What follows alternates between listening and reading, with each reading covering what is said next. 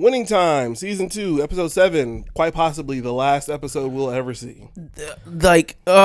So much disappointment. So much disappointment in what we got here. Yeah. Like, it just does not feel like a adequate finale.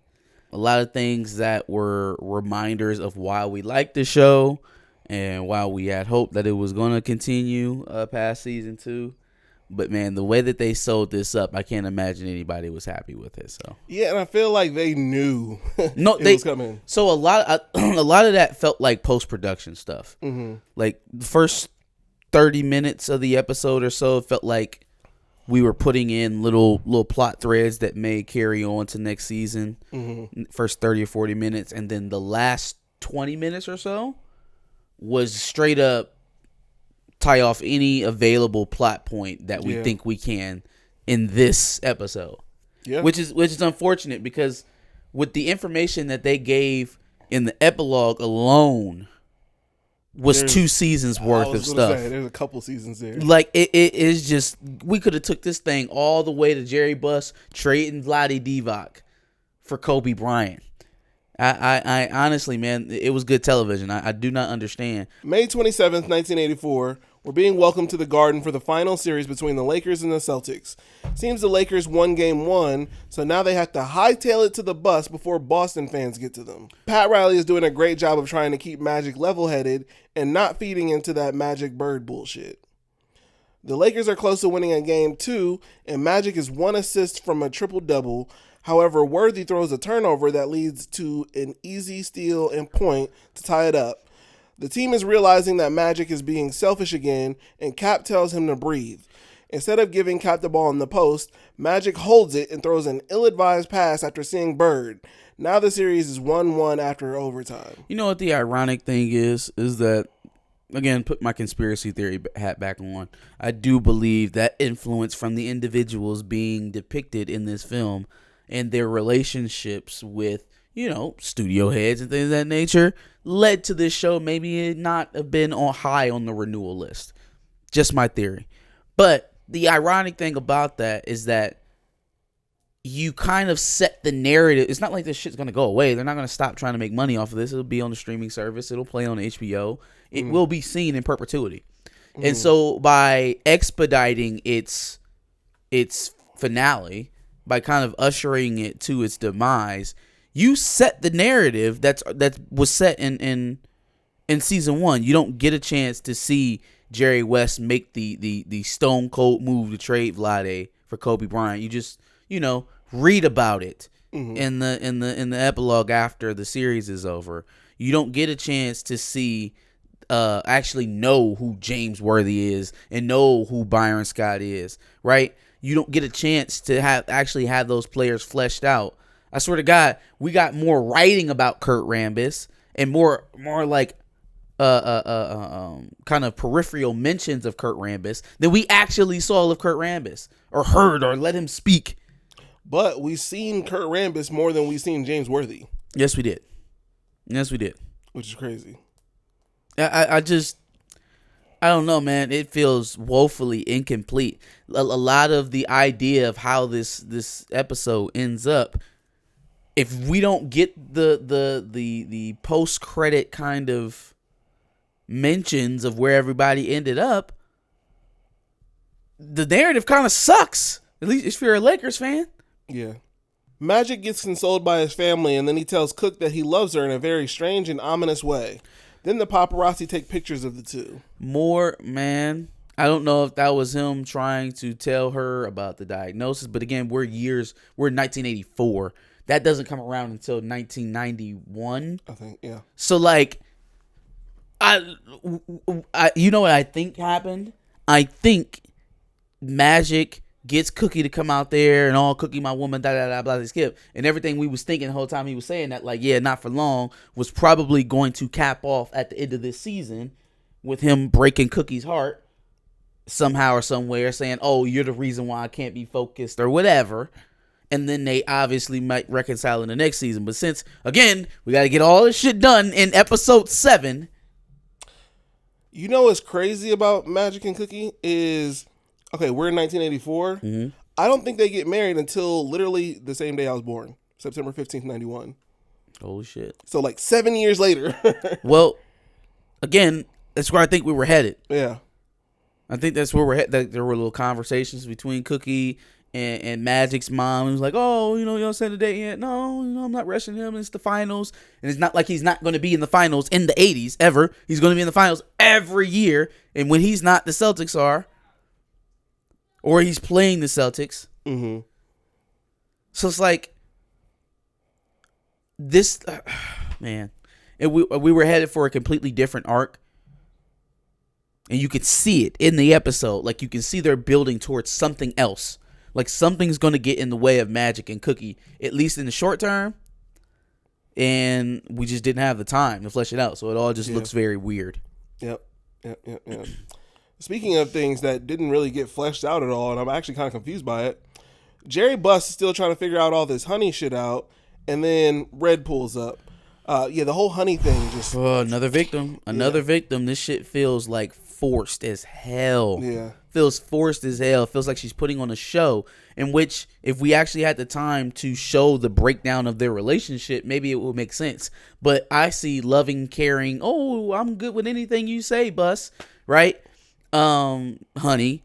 And then she trying to throw out olive branches to Jeannie or whatever. Mm-hmm. And then it's like next 2 episodes later, it's like, I went and partied in the hills. And then when she sobers up, oh, you're married? I'm gone. Well, hold on, man. What happened to all that fucking partying in the hills shit? What was that? Right. What was that? Right. Huh? What was that? Mm-hmm. And then why we couldn't sit down and have me explain, hey, the team was going to go bankrupt. I needed her to have it in her name so that we can keep control of it.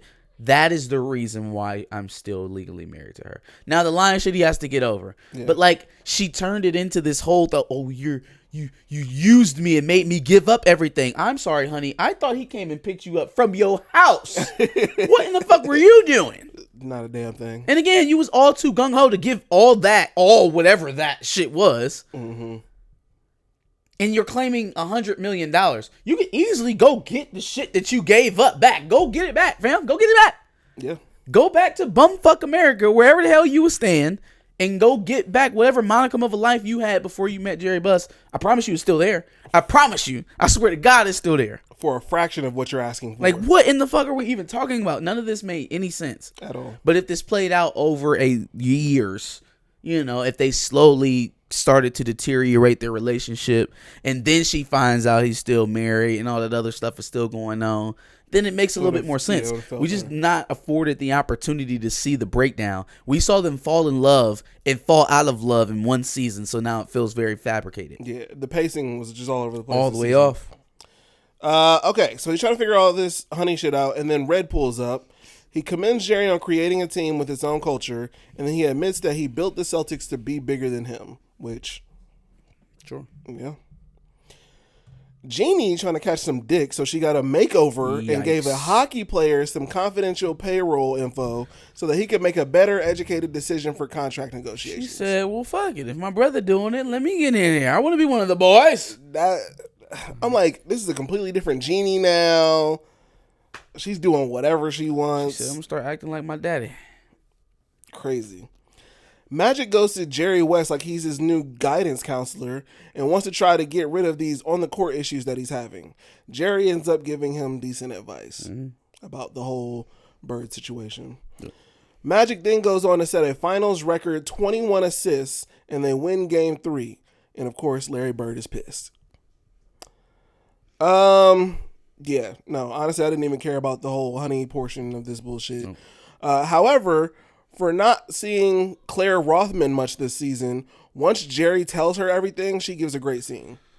I'm glad you enjoyed it. I thought it was over the top.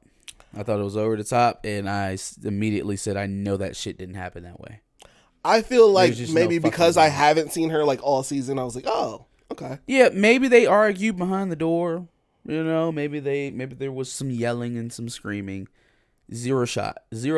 She walked out of that office saying, fuck you, Jerry. No way. I don't buy it. Because I'm getting a divorce and my wife is suing me. Like, again, We are playing. We've always been playing it up for dramatics, but it doesn't even feel in line because we are moving so fast. We are moving so quickly. Yeah.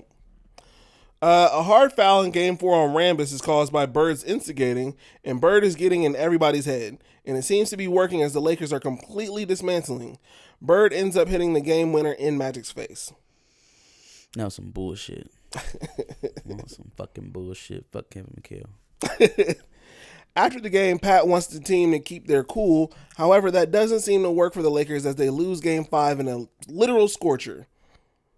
Like, everybody was sweating. Celtics fans didn't have shirts on. Once again, I will continue to assert that David Stern was an absolute cretin. Imagine being there, because the commissioner goes to every finals game. Imagine being inside of Boston Garden and watching the championship banner sweat and allowing that to go on in an NBA Finals game. David Stern was a corrupt motherfucker, y'all. Like, I'm trying to tell y'all. Yeah. Yeah. And I would love to take you through the long laundry list of things that occurred during David Stern's tenure as NBA commissioner. But we have a lot to record today. There's a long list of just corrupt things against the Lakers. Trash. Seems like even though they're together and engaged, Magic and Cookie haven't put any real planning into a wedding because Magic is too focused on basketball. Which, again, 7 years later. 7 years he's going to be too busy. Jeannie's homegirl asks if Jeannie wants to go to the game with her as she seems to be dating Kurt Rambis. Jeannie declined. I'm sorry, what? No, not Jeannie. The girl who came in and asked her if she wanted to go Linda to the game. Rambis. Yeah, they're still there. They're still with the organization. Oh, I didn't realize that. Yeah, that's Linda Rambis. Gotcha. Jeannie declines, but then learns about her dad being holed up in his house. Jeannie pulls up to the house, getting through a shit ton of paparazzi to discuss the situation going on with Honey. After confronting Jerry about using the family like a picture in a frame, admiring it for a moment and putting it down when he wants, Jeannie sneaks him out to see Game 6. Kareem's got excruciating migraines and Magic comes and tries to help him through it. Kareem says when he's in pain like this, he takes it out on punk-ass white boys. He wasn't kidding, and the Lakers win Game 6. Mm-hmm. Side note, the whole Rambis youth, that was nuts. That was crazy. So, like, is Rambis like a Mormon or something like that? Is that why he has so many kids? Or he just had a lot of kids? That wasn't an organization? Those weren't his kids. It was the Rambis youth. I get it now. Okay, I get it. Oh, fan club. It's a fan club. And they dress like Kurt Rambis. Oh, this is crazy. They actually do. And they dressed up like Kurt Rambis? Holy shit. They really do. Cool. That's crazy. After the victory, Coop trash talks Bird. He's going to take that personally. I don't know why Coop would walk up to him like that. He's the Minister of Defense. He can say what he wants. Fair enough. Larry Bird talks to his mama about the series and who her second favorite basketball player is. I thought that scene was nuts. First of all, she said her first favorite player was Beer Lambier. I almost lost it. I'm like, that is the quintessential white mom that watches basketball type of take. Mm-hmm. I like that Bill Lambier. It's real tough. And then knowing that Larry Bird hates Bill Lambier just makes it all the much better. Right. Claire and Jeannie discuss the possibility of a female owner, which is crazy considering what ends up happening. Pat Riley is watching film. Magic can't sleep. Bird is getting shots at the Forum. It's a little montage. It is an absolutely quiet scene before Game 7. Pat Riley is trying to hype up his scene before they go out. The Lakers are down in the fourth, but during a timeout, Magic notices that the Celtics are arrogant and want to use that against them. The Lakers start to rally back and bring the lead to within 3, and there's just over a minute left. Mm-hmm. The refs get on some old fuck shit. Celtics get up by 7. After the win, the Celtics fans start acting like fucking monkeys, resulting in the Lakers having to fight their way out of the Garden. First of all, Kurt Rambis knocking out a fan and getting sued is nuts. Yeah. And that's crazy, especially because Kareem knocked out 2 motherfuckers. Mm-hmm. And they sued Kurt Rambis. And threw one of them to the ground. And they sued Kurt Rambis. like, hold on, man. Y'all had Kareem out here looking like King Kong. And y'all sued Kurt Rambis? Kurt Rambis must have had some oil money stuck away somewhere. They found out about it and said, him. Get him. Facts. 5 days after the game, Jerry and Jeannie discuss the fact that one day Jeannie will be the owner and he'll be proud of her.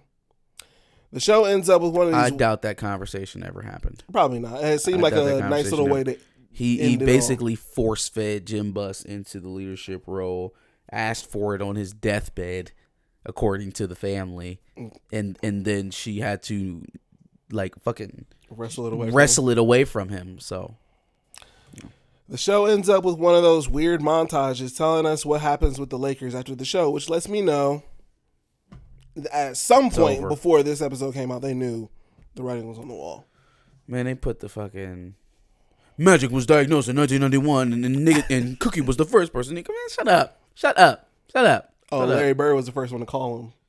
Man, anyways, I really wish that we would have been able to get more out of this series, man. This was a very disappointing end. It's going to live a kind of a nasty taste in my mouth about this series. With the Celtics winning, crazy. And then knowing the context of that the Lakers win 2 out of 3. Mm-hmm. Right? Like the Lakers ultimately end up winning out over Red and the Celtics. And it doesn't feel that way. It gets left off with them losing in 84. I don't. Yeah, no, that's weird. Yeah, it's a terrible way to end it, and hopefully somebody picks it up somewhere. Because me and my wife was talking about this. HBO has to be the worst curator of a catalog in terms of a streaming service or a studio. They have to be the worst. I think it's because they have some of the classics, right? The big hitters. Yeah. When you talk about like a retro catalog, so Sopranos, Sex and the City, Entourage, The Wire, obviously Game of Thrones. Mm-hmm. But like, as of late, like I'm talking, let's say 5 to 10 years. Let's cap it at from 2014. That would have been about midway through the original Game of Thrones series till now. They took a show that was on its way to being the greatest show of all time, and it slid all the way until 2018, 2019, when we got season 8 of Game of Thrones, and it was one of the most glorious flops in all of premium television history. It was a stinker. Yeah. So then what do? Oh, well, let's try to get some new energy in here. Let's try to do some stuff like Lovecraft Country and Watchmen.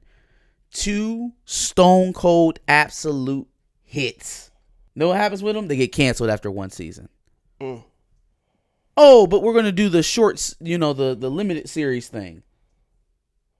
Anybody clamoring to see the Staircase limited series again? Anybody want to go back and enjoy? Did you even watch that? No. What about the thing about the telemarketers, the guys who are scamming off of the Fraternal Order of Police charity scam? No, you didn't see that either? No. Oh shit. Well, you had to have seen the one about the this random Minnesota murders. It was like a dad. No. No? Oh shit. No. What about they had the Megan Tory case. They did like a behind the scenes. And that's still showing up on my homepage. Yeah, did you watch that shit? No? Okay.